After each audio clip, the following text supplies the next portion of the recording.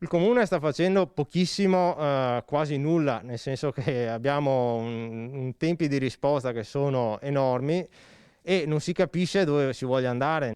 Comune e azienda di trasporto pubblico locale sotto attacco dopo l'aggressione di mercoledì sera sulla linea 1 all'altezza della fermata Salute.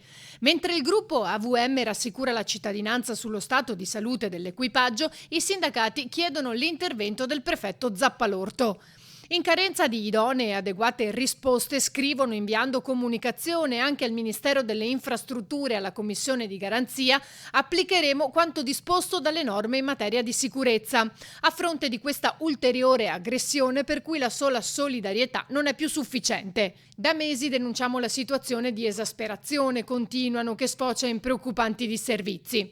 Questo mentre l'opposizione in Consiglio Comunale annuncia una manifestazione al Lido di Venezia il 4 settembre, nel pieno della mostra del cinema, puntando il dito contro i disservizi e la gestione, oltre a un'assemblea pubblica che si terrà venerdì alle 18:30 al Conservatorio Benedetto Marcello. Partecipiamo tutti, scrivono, per denunciare l'inadeguatezza della dirigenza ACTV e della Giunta, che è la prima responsabile delle scelte che hanno portato il caos del trasporto pubblico in città.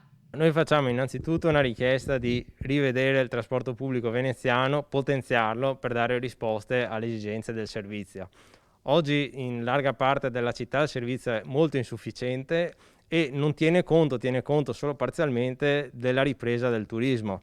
Quindi abbiamo visto situazioni veramente drammatiche, soprattutto nelle isole,